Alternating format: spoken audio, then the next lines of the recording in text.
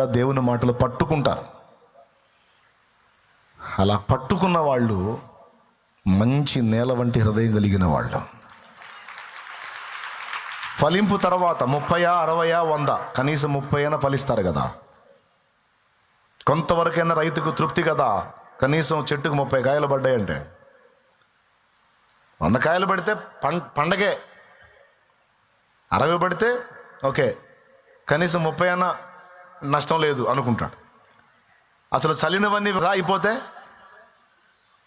పనికి మాలిన నేల అని తిట్టుకుంటాడు. కాబట్టి ప్రియులారా, దేవుని పాదాల చెంతకు వచ్చిన మీరు నానావిధ సమస్యలతో, శోధనలతో, బాధలతో, వేదనలతో, ఇరుకులతో, ఇబ్బందులతో వచ్చారు. అవన్నీ దేవుడు ఎరుగును, అవన్నీ దేవుడికి తెలియను. ఆయన కాకపోతే ఎవరిస్తారు సమాధానం? ఆయన పేరే సమాధానకర్త. మనసుకు సమాధానం ఇవ్వాలన్నా, బ్రతుకు సమాధానం ఇవ్వాలన్నా, దేవునికి మనకు మధ్య సమాధానం కలపాలన్నా, మన ప్రశ్నలకు సమాధానం ఇవ్వాలన్నా, మన సమస్యలకు సమాధానం ఇవ్వాలన్నా సమర్థుడు ఒక్కడే, యేసయ్యే. యేసు ప్రభువునొద్దకు రాక మునుపు నువ్వు ఆలోచించినా, వేదన పడినా, దుఃఖపడినా, కృంగిపోయినా, కుమిలిపోయినా అర్థం ఉంది. కానీ ప్రభువుని ఎరిగిన తర్వాత, ప్రభు రెక్కల నీడలోకి వచ్చిన తర్వాత, ప్రభు యొక్క ఉపదేశం విన్న తర్వాత, ఆయన బల సామర్థ్యాలు, జ్ఞానము, ప్రేమ నీకు అర్థమైన తర్వాత, ఇక నీ సమస్యలను గురించి నువ్వు దిగులు పడటంలో, కృంగిపోవటంలో, చింతపడటంలో, వేదన పడటంలో, నువ్వు పేషెంట్గా మారటంలో అర్థం లేదు. ఎందుకంటే అవసరం లేదు.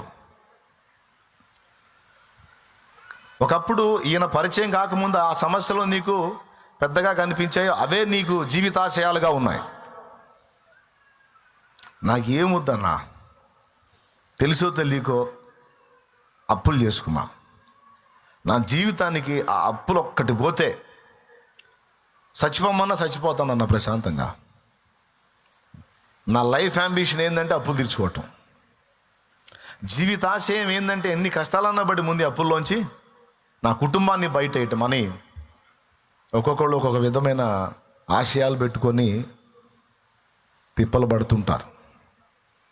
నేను అంటాను, దేవుణ్ణి ఎరక్కముందు అవన్నీ, దేవుణ్ణి ఎరిగిన తర్వాత ఆ అల్పమైనవి మన జీవితాశయాలుగా ఉండరాదు.